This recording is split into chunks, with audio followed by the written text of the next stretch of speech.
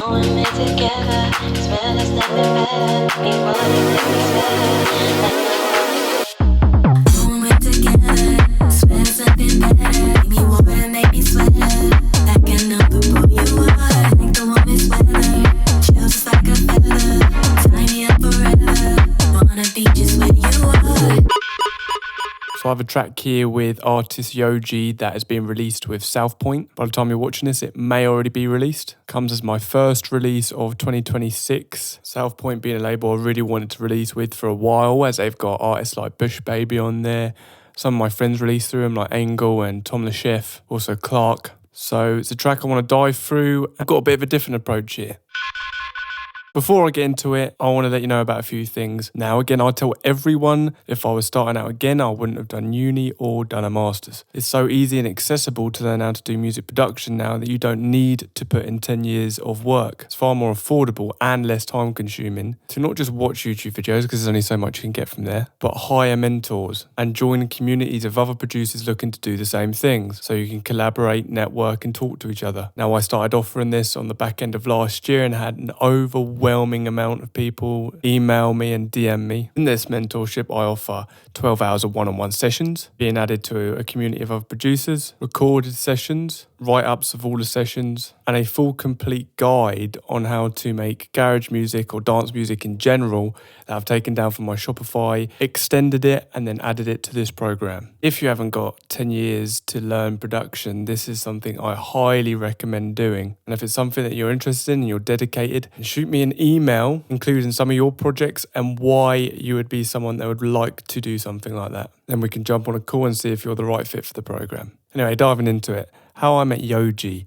So a lot of producers struggle with finding singers, but I met Yoji through a songwriting camp. Contrary to what you may think, it's not a bunch of people sitting around a campfire and making songs together. Songwriting camps are usually set up by music publishers and labels. What they do is gather a bunch of up-and-coming producers and artists, a handful of producers and a lot of singers and songwriters. And over the course of a week, you'll be given briefs to write to go into a session, to start from scratch, and then by the end of the day, you come out with something that's near complete. This is something that I've done a lot of times. The goal of it is for everyone to get multiple songs throughout the week, and you're put with different people each day, and then you have a playback at the end of the week to see how everyone got on. And the best tracks then get pitched to the artist that you was writing for. And this happens a lot, especially with up-and-coming producers and songwriters. This is how a lot of songwriters get their first real bit of money and credibility, and producers do the same thing. And I met Yoji in one of these songwriting camps where we were writing for larger labels and artists. Now, to get on these songwriting camps, the way that I was invited was that I was working with a publisher at the time, and the publisher had a roster full of artists and producers that they put together. So the singers then worked with the producers, and we all wrote to something that was then later given away. And most times not taken, but sometimes they can be taken, and it can be a really good thing for people. It can also be a really bad thing, as you're never able to release these songs and they stay on your hard drive forever, which is commonly the case. In these sessions, you go on with nothing, an empty Logic or Ableton or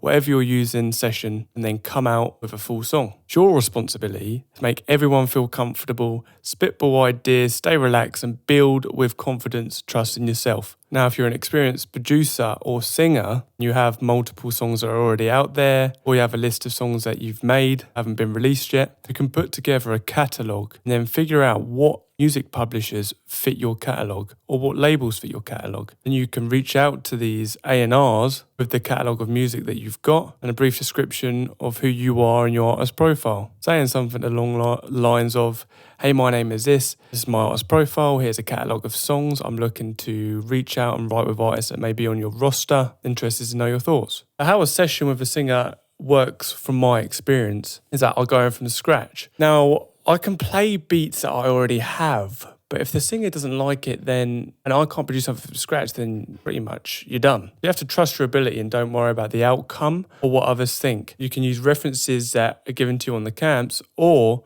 you can reference some songs that you like and use them as a guide for where you're wanting to go with the track. So the singer can listen to the tone of the singers, engage an idea and a vibe, and you can gauge a structure and what instrumentation is being used and what the structure looks like. The way I usually do it is I go in with nothing. I'll have a look at some references. This song was like my previous song, Bumper. So it was pretty simple for me to make and structure out. And then what I'll end up doing is looping some chords for the singer to have a listen to. Perhaps there'll be a piano chords or I'll put them through the Rhodes. The problem is if I just go in with drums and bass, it's quite hard to write to. But if I write out a chord progression and then put some drums underneath that, then it gives the singer something to go along with. And I'll loop that section over and over and over again whilst the singer starts to write ideas. And when the singer's writing ideas, I'm mapping out the structure and then building different things in different areas. Whilst I'm doing that, I'm listening to the singer's ideas. Now, if the singer does something I really, really like, sort of have a listen and I'll say, look, I like that, we should keep that. All the time, the singer is recording it on their phone. And if I like multiple ideas I think would fit together, say, how about we use this and we use that and we fit it together? And they might say, yeah, I think we should use this, this and that, but maybe add in this. We'll do it together. We'll see what works best. We'll trial and error. And then we'll have something formulated like a verse or a chorus. Once the melodic ideas are done, we then start to go for lyrics. And I normally let the singers do the lyricism. If there's multiple writers, it really helps so I don't have to focus on that. But I will add in my take when I am needed or if I feel like the track's direction needs to go that way. So for this specific session, while Yoji was writing, you actually recorded her ideas into her phone. So I was building out the structure. I input some melodic ideas and talked to her about lyrics. And with this specific song, we actually recorded in a take from her phone. So she recorded it in her phone and then sent it over to me, which I input into the actual project. And it fits so well because I was going for this gritty type of sound. And let's just play that quickly.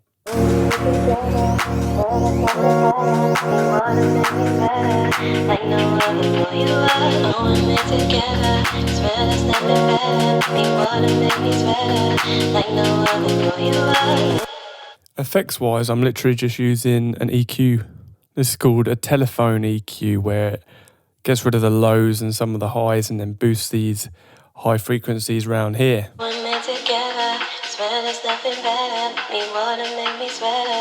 You can actually hear the background of the instrumentation as she's recording it into her phone there. So once we had that, it was time to record through a microphone. Now, here's the next thing that you might find. I have vocal chains already set up for Yoji because I've worked with her so much. So I know what works with her vocals, and then I can save the settings and then load them onto my Logic file pretty quickly so she can get going and singing. One of the things that you may encounter is the singer might start singing and then it's heard like a millisecond later. This is called latency, so you can just turn on low latency mode in Logic pretty quickly. What it will do is get rid of a lot of the plugins that are being used. It will bypass them. It will keep some of them too. And with Yoji, she'll just like a bit of reverb already sat on there. And she wants to be able to hear herself. Those are the only things. And I know all the vocal takes are called Lisa. That's because I work with someone called Lisa that also uses the same chain or a similar sounding chain. But what I'll usually do is I'll grab one of these channel strips and then record her singing into the mic over and over again, maybe 3 or 4 times until I hear a take that's the best. And then we'll go through them as we did here. So you can see there are 4 or 5 different takes here that I've edited and then put together separately and then bounced them out as one file to create this, and then affected it differently with Creative Effects on this channel instead. On these channels, I've got this. I'd usually start with a Waves tune, but because we're in a session, I'm not going to tune her vocals manually, so I add on an auto tune called Antares, pull it to the key and then humanize it. After that, I'm adding in some subtle EQ, a UAD 76 and a 2A, which is a common practice. If anyone's watched my videos before, you'll see me use these. One's attenuating the very peaks, the other one's doing overall compression. I have another channel EQ here, boosting and taking away some frequencies, boosting the high frequencies. What boosting the high frequencies on female vocals does, or even male vocals does, it's a common technique used in pop music, is add air in the vocals, which gives it that high-end polish, makes it sound more professional. I have a de-esser, and also I'm using Soothe to de-ess as well. I've got some saturation going in, only a small amount. And then Fresh Air, this adds that high air and sparkle. I'll then grab that with no reverb or delays, and then on a separate channel if I want to. So with that and this track specifically, I wanted to create a warehouse effect with her vocals, meaning that I didn't really want to use that main take. I wanted to muddy it up and mess it up a little bit. So the point of doing all that with the EQ and compression is to make it very clean and loud. You can also add a clipper at the end of the chain, and what it will do was increase, all of these things are increasing the perceived loudness of the vocal, so it's more. So you've got a consistent waveform rather than one that spikes and goes smaller. After that, I'll add sends with reverbs, delays, and other processing such as widening tools if I need to. But this, I wanted to make it sound like a warehouse. So the way I've done that here is I've just rolled off some of the lows. Now, if I'm going for a very clean take, if I'm going for a clean vocal that sits on a commercial pop track, I'm not doing this. I'm affecting it very cleanly, and then I'm putting sends on there and affecting the sends differently. Sidechain them back to the vocals so that effects will duck out when the vocal's playing. But here I'm doing something different. I'm wanting it to purposely sound messed up. So I've taken away a lot of low end.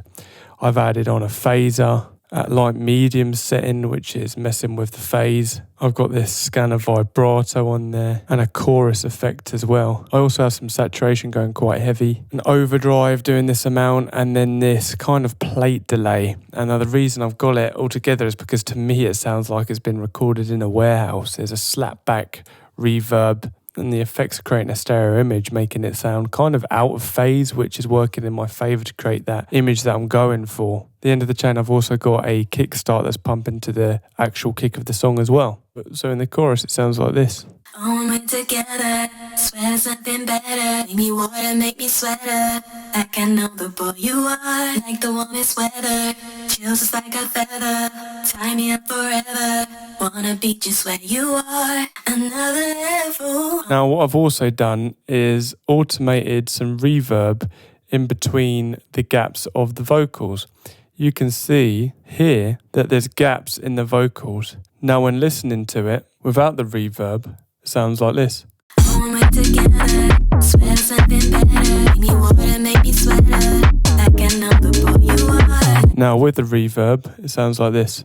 On we're together, swear something better. Make me water, make me sweater. You can also see that the waveform is pretty consistent. That's because I've edited it in a different channel using those effects I was talking about, and then using all those creative effects like a phaser and a chorus onto this actual channel here, automating some reverb as well.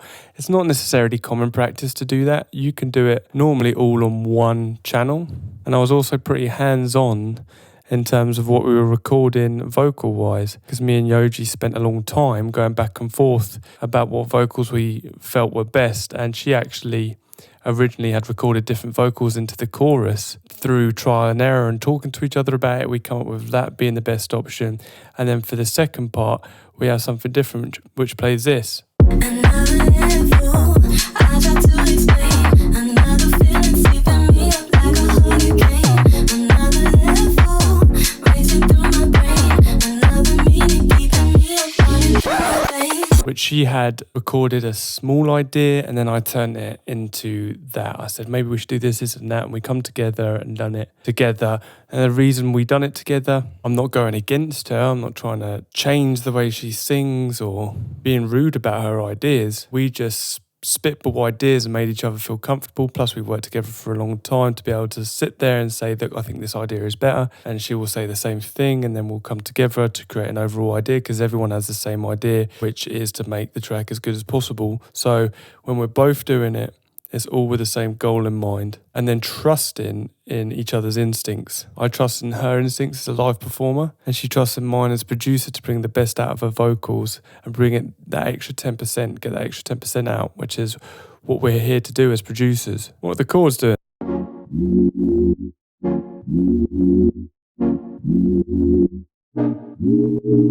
So the chords aren't necessarily doing something so special. They're doing my usual thing, which is 9th and 11th extensions of major and minor chords, which is what a lot of new UKG does. It borrows from jazz, it borrows from R&B and soul, and then combines it with drums that are very housey and sped up, or two-step. which I've explained in a lot of my other videos, so I won't dive into too much here. I've used a combination of 2 sine pads and then a stab to carry the momentum. I've also used some samples at the beginning of the song.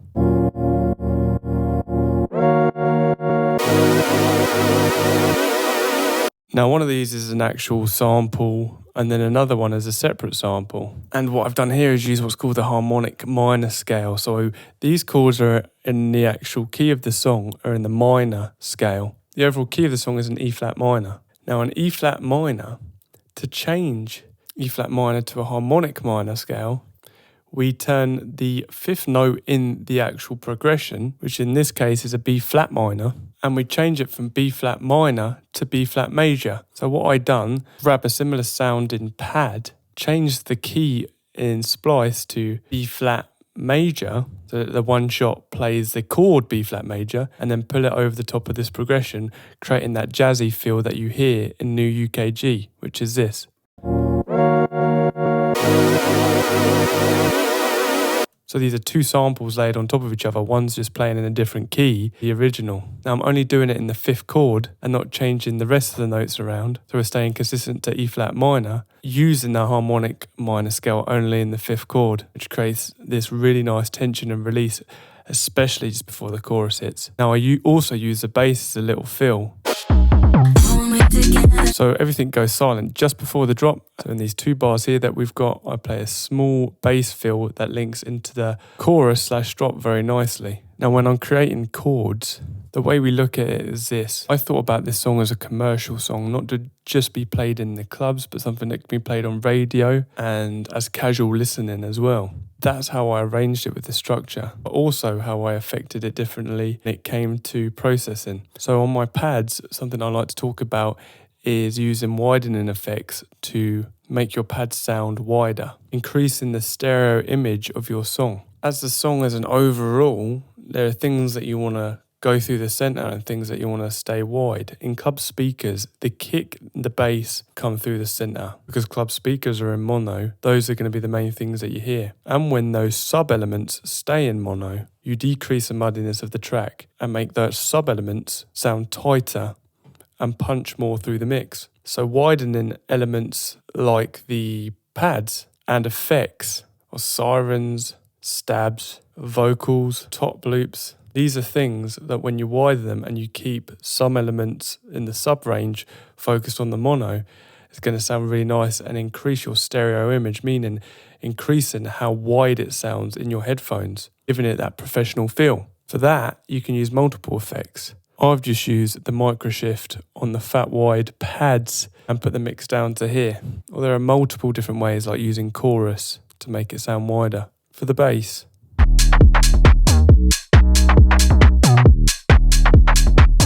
I'm using a combination of a low sub element and a square bass. Now the MIDI isn't necessarily doing anything too interesting.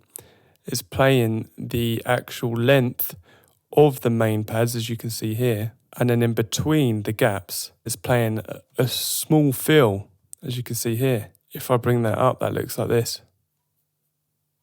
I'm also playing with the octaves, going up and back down in different places to create that variation. And where nothing else is playing in between these gaps here, it's really nice to have these small fills that a lot of New UKG is doing to carry the momentum of the song. And when you have nothing playing, something else play instead of it, it sounds really, really nice. Not too much, but I'm doing it tastefully with the bass here.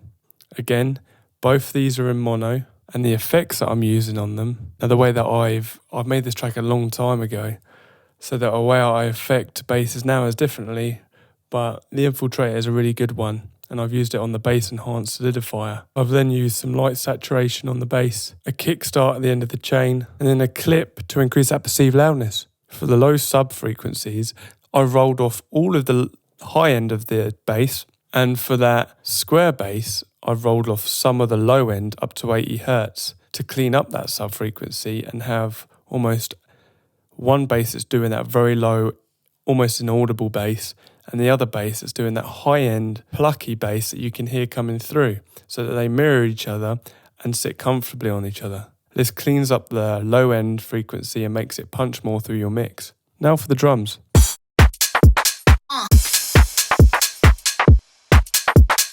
I mean, really, this is such a simple drum rhythm going on, and the whole production in general is really quite simple. The reason it sounds like it does is because of these creative vocals that are happening and everything's sitting underneath. Now, when you have a singer, the more that I add to the production, the harder it gets to listen to. And when you have singers and the vocal's going to be your main element of the song, you want everything underneath it to sound simple and effective so that it complements the vocals rather than fights against it. Hence why I've gone with very simplistic production. Lengthy sine pads, a simple bass line, and some really simple drums. It's actually a drum loop layered up with a top sample, some snares, some fills, and some pings that are happening every other snare. Literally just doing this.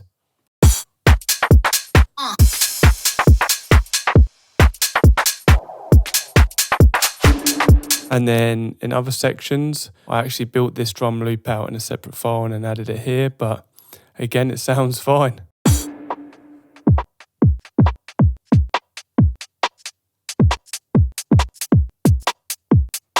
And then in the last section, I go a little bit different with the chords that I'm using and the drums. When we're together, swear something better. Make me wanna make me sweater. Like I know the boy you are. These chords are actually common practice in a lot of UKG.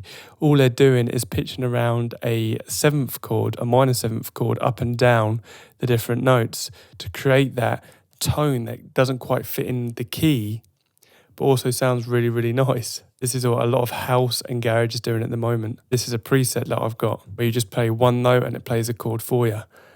I'm doing it alongside a kick and it's sidechaining to the kick. Then the bass is also following the root note of the chords that are happening in the actual one shot. Now I've added this chorus in as a second chorus or drop to create variation away from the first drop. This is something I do in all of my productions. I always variate the second drop.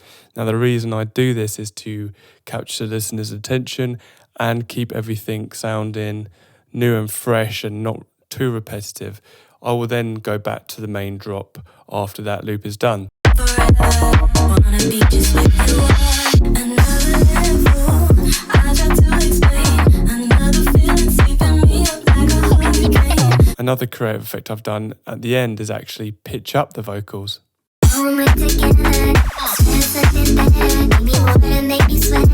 Where I literally just grabbed the vocals, went into region, transposed them up by 3 semitones, and then I took all of the MIDI files and then put everything up 3 notes too to match it. Any melodic elements I then transposed up 3 notes as well to match the same key. Structure wise, I've talked about this in other projects I've done, and even on my podcast with Tom the Chef and Sky High, everyone has a different approach to structure. With this, I really enjoy vocal-led songs. Now, I thought about structure in terms of an actual song rather than being something to just put into a set, meaning my process behind what I was building was different to how it would be if I was focusing on what would sound good in the set. Now, when I'm thinking about what would sound good when I'm DJing, I have a 16-bar intro, 16-bar build, 32-bar drop, 16-bar break, 32-bar drop 2, 16-bar outro. And this is so I can integrate it and then bring it out easily if I need to, with the drops being the main front and focus. Now with commercialized songs, your vocals are usually your main important part, and the way we think about songs used to be intro verse, pre-chorus chorus, verse 2, pre-chorus 2, chorus 2, middle 8, chorus 3. But times are changing and the way we think about songs are changing. In this, I'm doing literally what I felt was best for the vocals, meaning that I had an 8-bar intro, if you like, 4-bar pre-build, and then 32-bar drop, followed by a 16-bar verse, if you like, an 8-bar pre-2, and then a final 32-bar drop. If I wanted to convert this into something that would be more suitable for a set, I could literally just add to it. Critical feedback that I get from A&R is think about it as a song first, and then you can change it to fit into DJ sets second. That's if you're going for commercialised songs. If you're going and approaching it in just in terms of what would sound good in a set, then referencing songs that are similar to the ones that you'd like to go for, and noting down the actual structure using active listening, which is something I explain in my course, each song that you write is going to require a different approach. For this is what suited it best. And then I just trusted my instincts and sent it out to multiple labels that are all interested. And we chose Southpoint as our number one. Thanks for listening. If you've enjoyed this video, give it a like, subscribe. And if the mentorship is something that you think would be a good fit for you, again, write me out an email of some songs that you've worked on and why you think it would be a good fit for you.